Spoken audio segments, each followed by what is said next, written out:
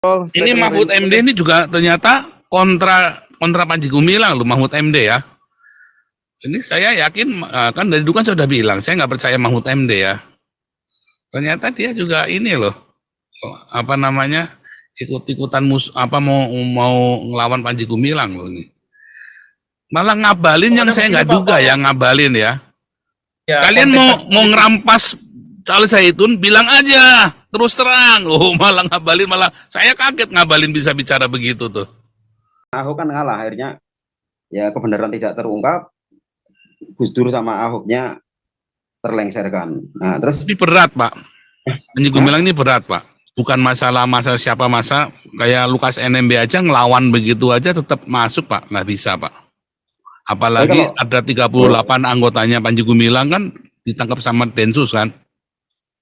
Padahal itu bukan anak buahnya loh, itu orang ini cuman dia jadi gembel atau jadi apa, terus dia minta tinggal di dalam, minta perlindungan di dalam. Tadi tangkap loh, 30 orang apa berapa itu tangkap sama Densus 88. 70% masuk ini Pak. Berat, Panji Gumilang ini berat. Apalagi dia juga pernah kasus pemalsuan tanda tangan juga.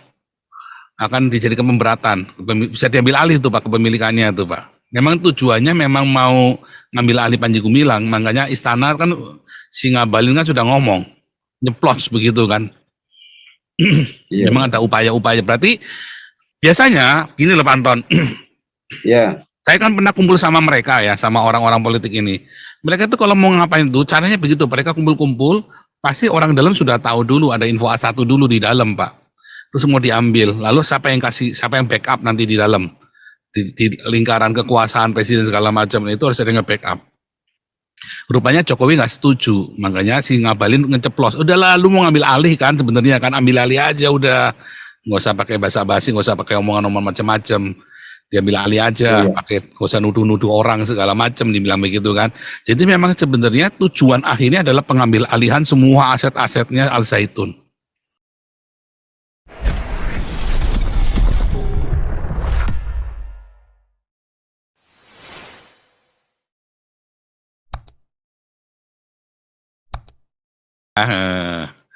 Oke, silakan antrian lagi. Siapa lagi mau ngantri? Ini Raja Uti tes suara, Raja Uti. Asli Baskur. Asli. Oke. Oh ya Baskur, ini sekedar memberikan ini aja, pandangan aja. Terus kalau saya melihat ini kasusnya Al Zaitun maupun Panji Gumilang ini justru membuka topeng banyak orang Pak Paul. Jelas. Jadi kita bisa mengetahui mana yang sebetulnya yang mau mendirikan negara khilafah atau negara syariah, mana yang Pancasila gitu. Ideologi mereka masing-masing sudah terbuka, Pak. Ada yang ngaku moderat, tadi namanya sudah Pak Paul sebut, itu dia paling semangat untuk memenjarakan Panji Gumilang ini gitu. Itu salah satu, belum lagi tokoh-tokoh yang lain. Jadi kita bisa melihat susah-susah Pak membuat klasifikasi maupun taksonominya. Dari apa yang Pak Paul buat sebagai hipotesis hari ini udah kelihatan Pak, mana yang pro Pancasila, mana yang tidak gitu. Dan dari yang tadi yang dikatakan oleh Pak ini ya, Pak Dahlan Iskan, ini bukan orang sembarangan. Iya. Dia wartawan top dulunya dan bekas menteri juga, dan bekas orang yang bisa dikatakan pandangannya sangat nasionalis dan sangat fair gitu dalam menilai sesuatu gitu. Nah ini kita lihat ini. Apa namanya ya, dalam beberapa waktu ke depan ini apakah Panji Gumilang ini akan dikenakan pasal macam-macam, nah bagaimana dampak politiknya, bagaimana nanti akan pencitraan Indonesia di mata dunia internasional itu bagaimana, kalau saya lebih melihat ke situ Pak. Jadi nama kita akan makin jelek Pak, mungkin bukan lagi kuning di Open Doors, mungkin bisa jadi merah itu nanti Pak, atau bagaimana gitu. Mungkin yang lain mau nambahin Pak Paul, silakan.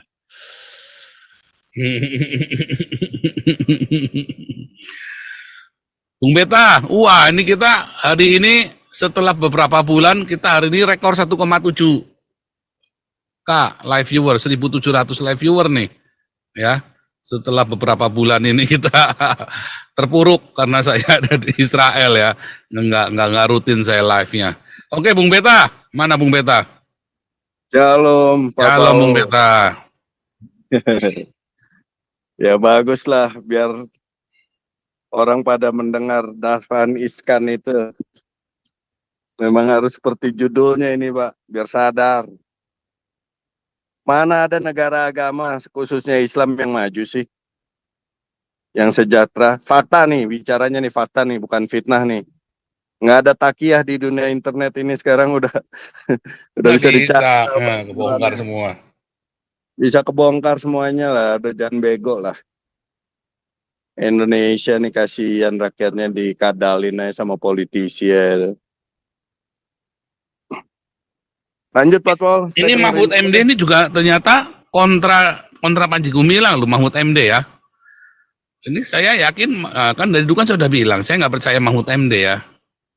Ternyata dia juga ini loh, apa namanya, ikut-ikutan mau ngelawan Panji Gumilang loh ini. Malah ngabalin yang saya nggak duga ya, ngabalin ya. Ya, Kalian mau ngerampas Charles Zaitun, bilang aja terus terang. Oh, malah ngabalin, malah saya kaget ngabalin bisa bicara begitu tuh.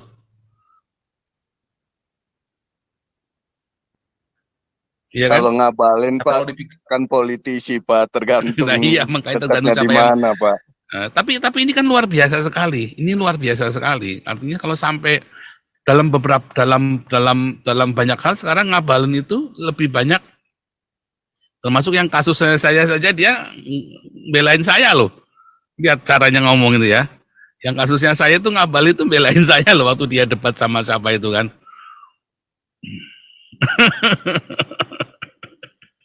Harus diakui ada persekusi, ini kan reaksi-reaksi dari kalian juga, dari kita juga, mengakui juga sih ngabalin loh. Makanya saya berapa kali ngikutin ini beda banget sama waktu belum ikut Jokowi ya, rupanya dicuci otak sama Jokowi kali ya dia ya. Diisi dompetnya diisi sama Jokowi. Iya, bukan dicuci otak tapi diisi dompetnya mungkin ya sama Jokowi ya. Susah Pak kalau udah politisi Pak. Iya, nanti memang bisa jangan percaya kanan, politisi sih. Anton Jawa Tengah. Oke, sepertinya Panji Gumilang ini mirip dengan Gus Dur dan Ahok. Nah, semoga Panji Gumilang ini nggak ngalah kayak Gus Dur kayak Ahok. Kalau ngalah, oke saya ngalah biar Indonesia nggak rusuh. Tapi kan kebenaran tidak terungkap kalau ngalah. Nah, nanti biarin Panji Gumilangnya nggak ngalah. Maksudnya itu, ayo pendukung-pendukung saya, umat saya, simpatisan saya, bela saya. Jangan sampai saya dimasukkan ke penjara. Akhirnya kan nanti di lapangan terjadi seperti itu. Kalau Gus Dur sama Ahok kan ngalah, akhirnya ya kebenaran tidak terungkap, Gus Dur sama Ahoknya terlengserkan. Nah, terus Ini berat Pak. Panji Gumilang ini berat Pak. Bukan masalah siapa kayak Lukas NMB aja ngelawan begitu aja tetap masuk Pak, nggak bisa Pak.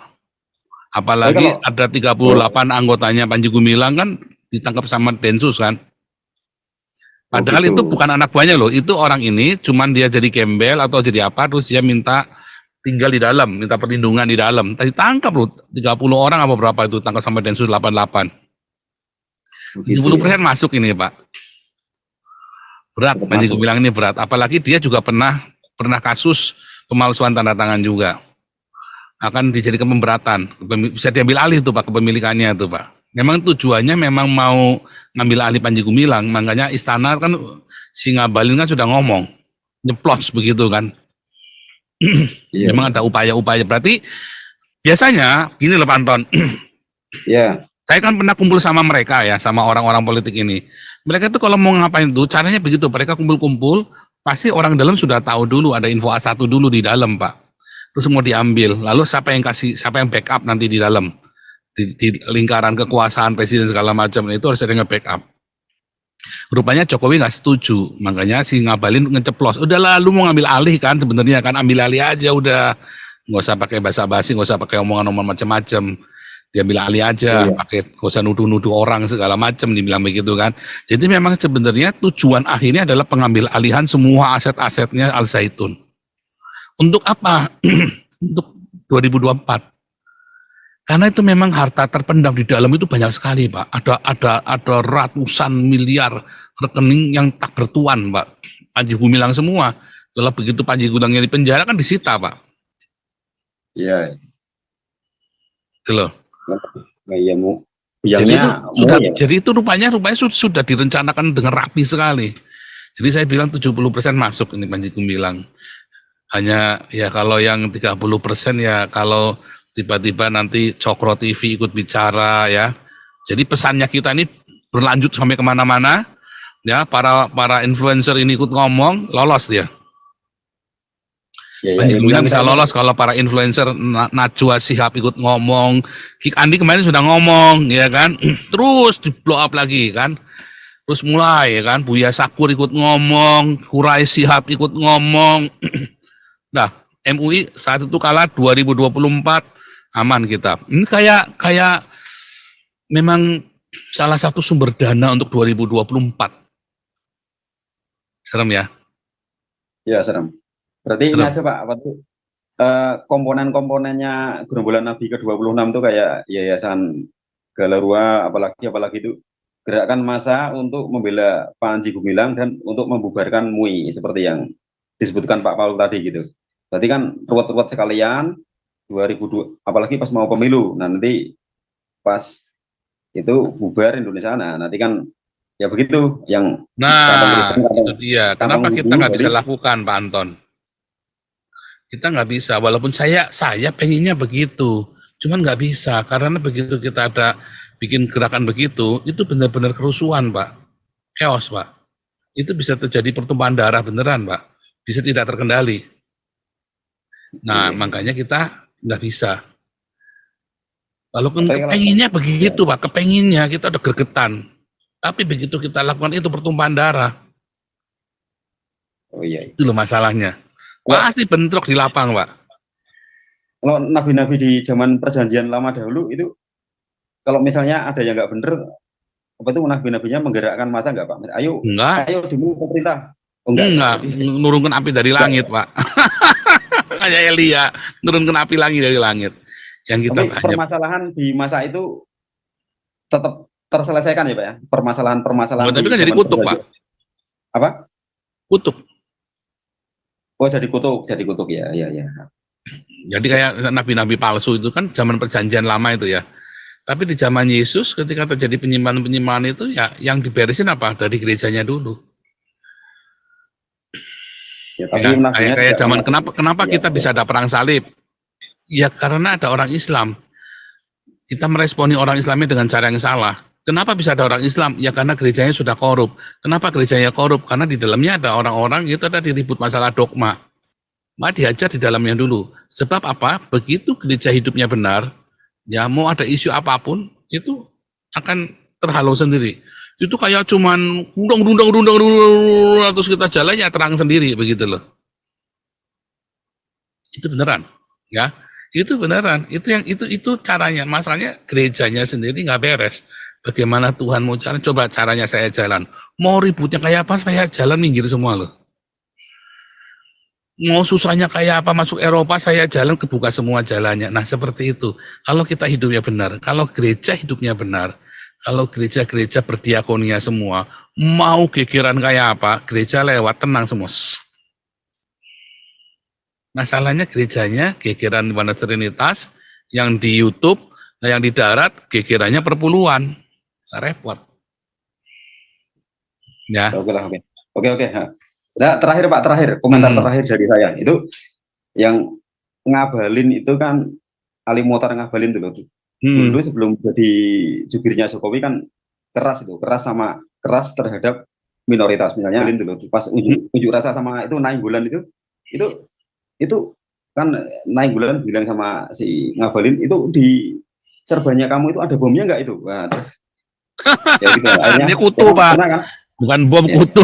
Iya. Yang maksudnya kan bercanda gitu. Tapi setelah itu kan ngabalin membela Kristennya kan menyebutkan ayat di perjanjian. Iya.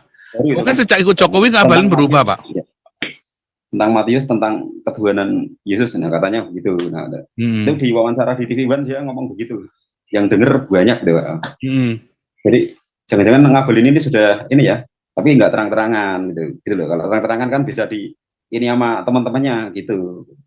Ya kayak itulah yang siapa tuh Fauzi apa tuh namanya? Ahmad Fauzi. Ahmad Fauzi itu kan nggak terang-terangan gitu. Gitulah. Itu komentar dari saya. Terima Ya. kasih. Lanjut.